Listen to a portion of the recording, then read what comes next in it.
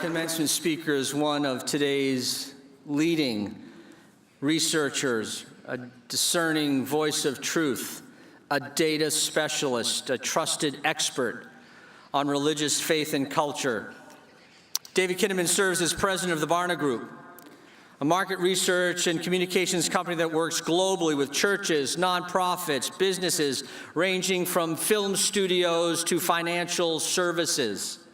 Since joining Barna in 1995, he's directed interviews-based research reaching out to over 1 million people, has led hundreds of research studies nationally and globally, an invaluable resource to the church, to the academy, and to society.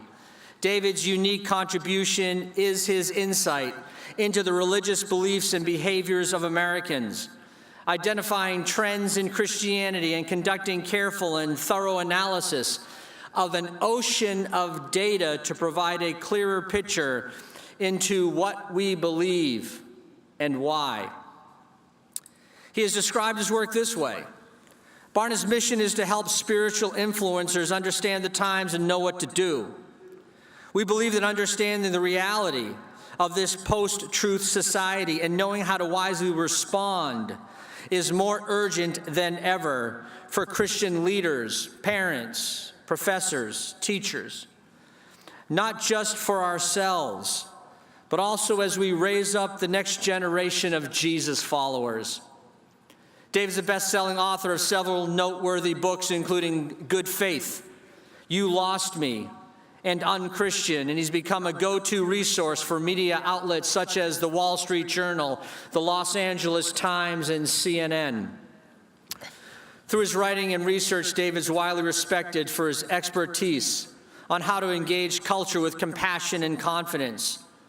A 1996 graduate of Biola University. He is also a wise and winsome member of our Board of Trustees. Thank you, David. Your contributions to the men and women on this board are significant, and they are consistently impressive. David Kinnaman is one of our day's most important experts, even a prophetic voice, on how Christians contribute to the greater good in an increasingly complex and polarized society. I know David is a voice that we need to hear. I know David is a voice you graduates need to hear as you go from here into the world with your degrees, and as you go with conviction and courage as ambassadors of Christ. David is a dear brother, a true friend, a wonderful father, a loving husband to his wife Jill, who was with us earlier today. I love David Kinnaman. Please join me in welcoming our commencement speaker, David Kinnaman.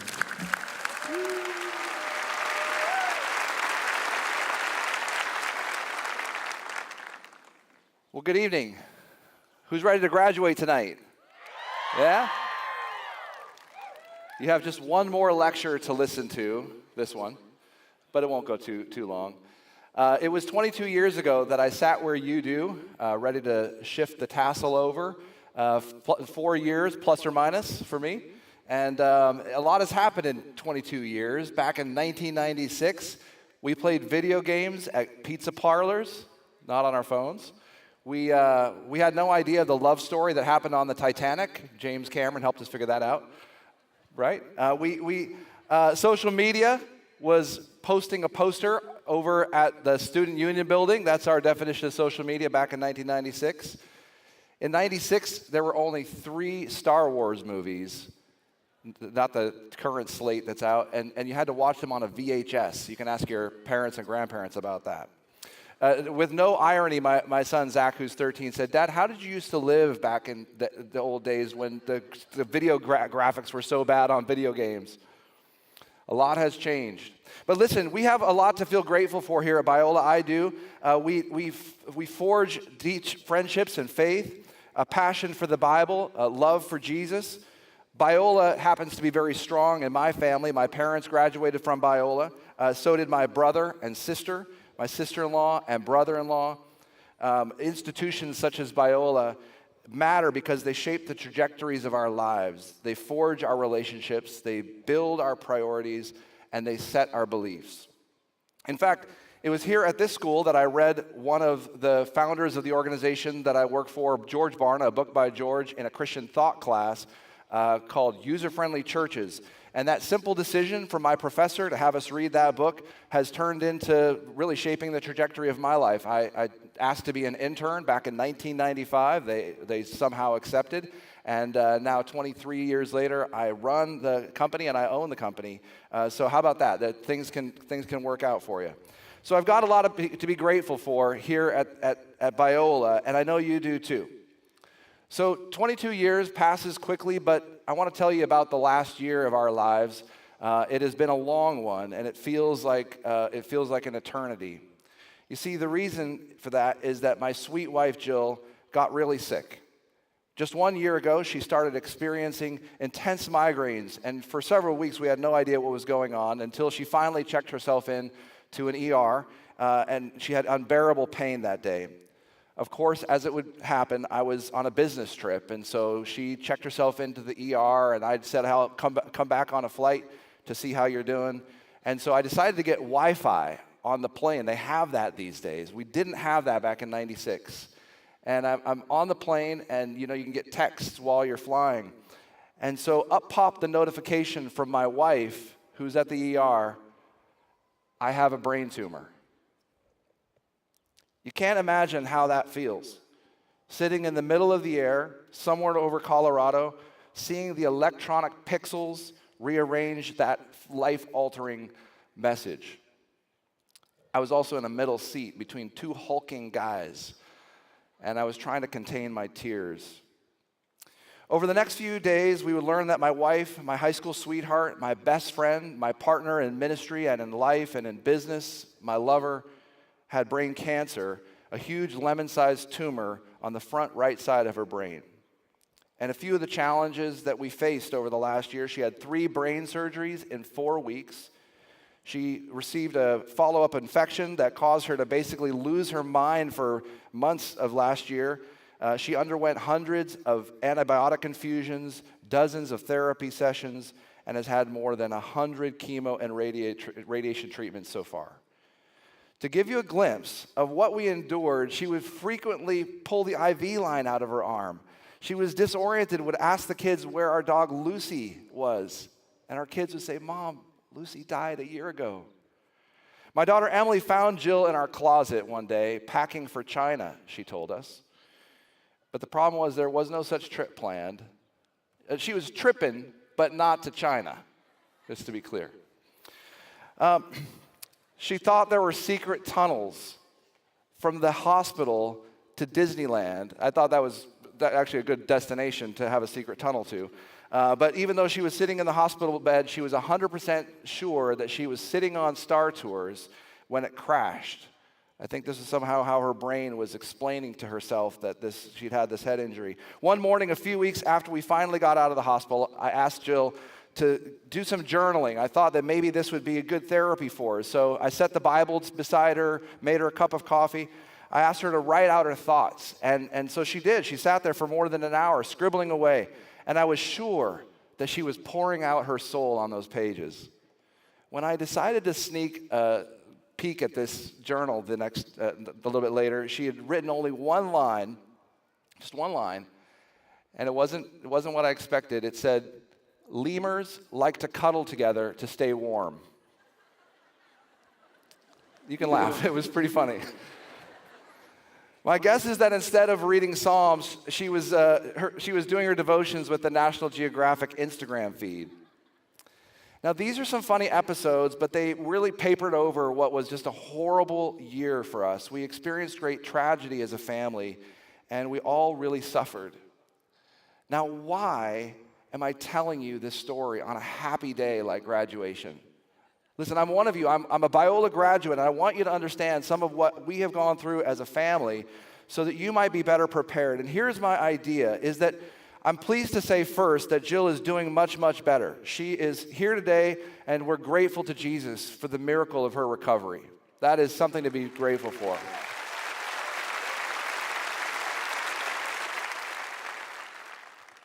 Now, the main thing I want to talk with you about tonight is this.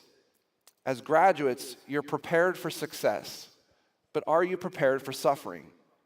Every college graduate in America is ready to face the world, but very few are prepared to face the worst that life has to offer. And yet that's an important part of our human experience. And especially for Christians, we have to respond to these intensely difficult times in a different way, in a way that Jesus intends. The section of the Bible that we just heard Becky Andrews read was so meaningful to me during this time. I asked that it would be read to you, that we were crushed and overwhelmed beyond our ability to endure. We thought we would never live through this. We expected to die. There were points in our journey when Jill's health was really on the rocks. But as a result, the scriptures say, we stopped relying on ourselves and what? And learned to rely only on God, who raises the dead.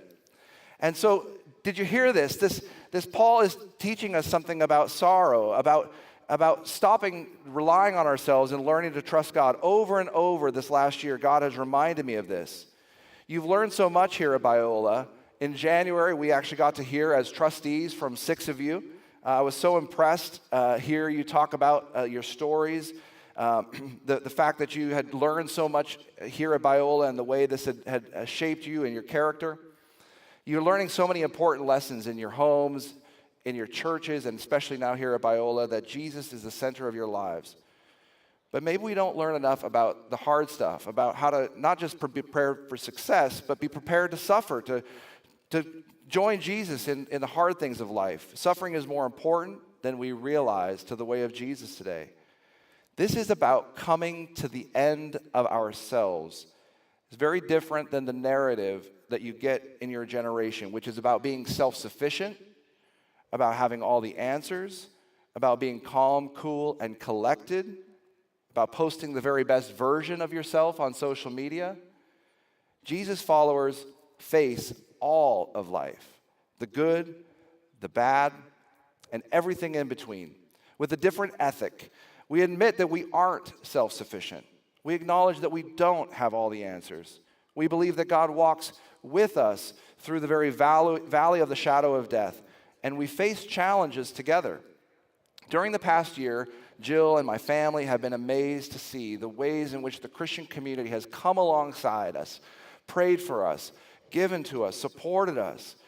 We've received support and prayers for so many. The Biola community, former roommates from this great place, board members, Dr. Corey and his wife Paula. I mean, you guys have come around us and supported us, and we felt those prayers. My little nephew Oliver, he's only 5. When he learned that his Aunt Jill had a brain tumor, he said, Dad, this is to my brother Matt. He said, we need to pray hundreds and hundreds of prayers for Aunt Jill. Isn't that so sweet? And we feel those prayers. Christians are like lemurs like that. We stick together, don't we? So how will you walk through suffering? And how will you be there for your friends and your peers when they go through tough times? How will you, in the years to come, be the Biola, be the Christian community that makes a difference? We are going to face challenges that we don't expect, anticipate, or want.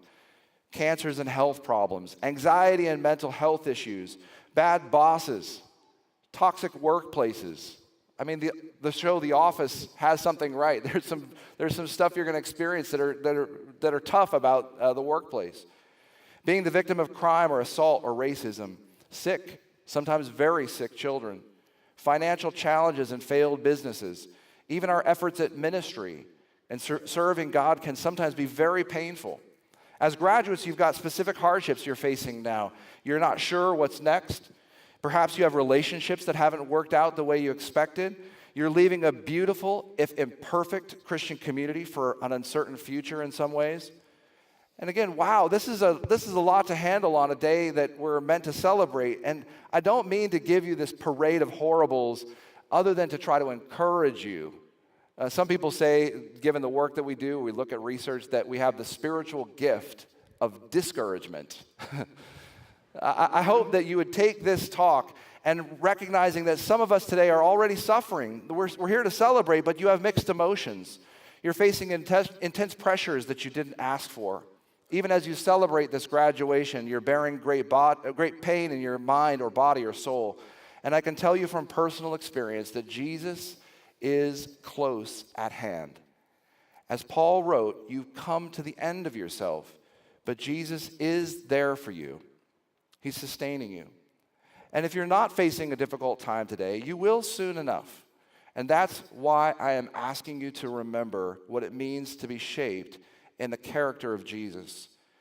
I don't understand, friends, all about suffering, about why God allows it. I have these intellectual ideas, but we went through a year of hell last year, and I have a hard time. I had a really hard time seeing my sweet wife suffer. I asked her permission to share these stories with you today, and my wife, who is so sweet, she said, of course, I don't even remember most of it.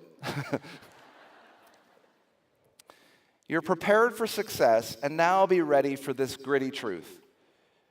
God is close to us when we suffer, especially when we're brokenhearted. And when we turn to Him, I want you to remember this, God does not waste our suffering. God does not waste our suffering.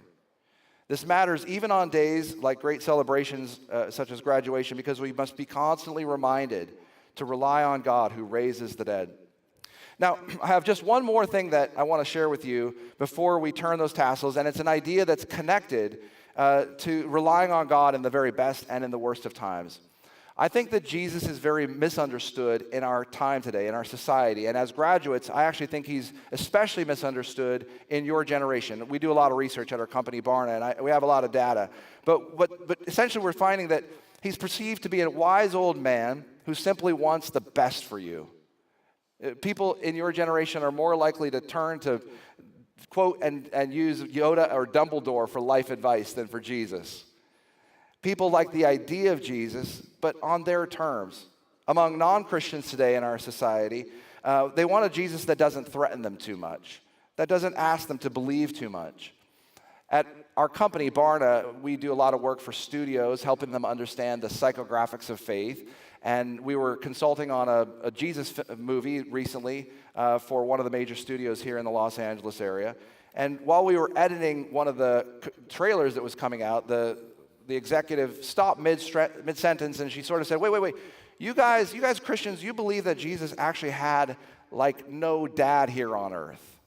That was her best way of articulating the virgin birth. Yes, we believe that. Do you believe in miracles? I took a risk because I figured most people believe it. We have some data that shows most people believe in miracles.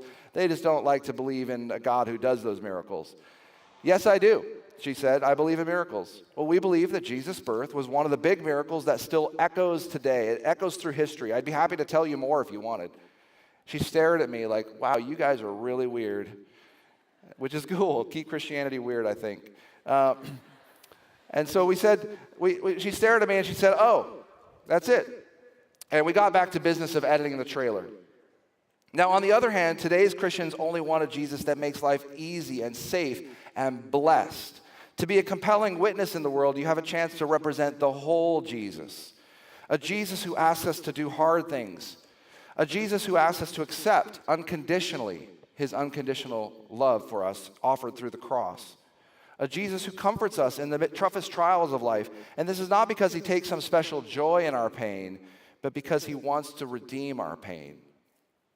In the trials that we've gone through in the last year, it's been interesting to hear from a lot of our non-Christian clients and media folks, others that we work with who've heard about the way we've addressed this. We had a family blog, and it was so interesting to see that non-Christians were very interested in how our family was doing through this tough time. My ability to go through this time with grace was a real witness to the world in a way. Now, Jesus in your generation cannot be simply someone who blesses successful people. Jesus in your generation has to be one who turns our sorrow into joy, who redeems that suffering. The Lord has been gracious in my life. I've had the chance to do some cool things, to write books and to help Christian leaders. But behind all those good things, friends, is Jesus, constantly reminding me to rely on Him, to worship Him, and to admit that I am at the end of myself without Him. I've meant all along to give you a speech tonight that is sober-minded about the hard work of life that is ahead of you. You've been prepared exceptionally well here at Biola. Now you step out into life prepared not only for success, but also to suffer alongside Christ. And that is one of the greatest joys we get to have in this world. It sounds weird to say that, but suffering with Christ is one of the greatest joys we have in this world. And I firmly believe that after a tough year. My colleague Brenda at my office was so nervous for me to speak at this commencement that she dreamed. She had one of those nightmares that those of us who speak publicly have, but she had it on my behalf. She dreamed that I collapsed here on stage during my talk. I said, Brenda, you should have told me this next week. That would have been a lot more helpful. Despite the dream, we have made it to the end. You, students, have made it to the end. That is awesome, right? So let me offer my heartfelt congratulations to you, to your families, to your parents, to your professors, to the many people who have helped you to get to this moment. You've accomplished a lot to get here, to make it to this day. And speaking for my fellow trustees, people here at Biola who spend their lives and their energy and their money and their prayers to invest in this institution, we're proud of you. We are grateful for the hard work you've put in to earn this degree. We know you will represent this university well. But more importantly, most importantly, we know that you will represent Jesus in your life. You're going to do that in the best of times and even in the worst that life has to throw at you. As Colossians says, and now just as you accepted Christ Jesus as your Lord, you must continue to follow him. Let your roots grow down into him and let your lives be built on him. Then your faith will grow strong in the truth that you were taught. You will overflow with thankfulness. Thank you. And join me in saying congratulations to tonight's graduates. Biola University prepares Christians to think biblically about everything, from science to business to education and the arts. Learn more at biola.edu.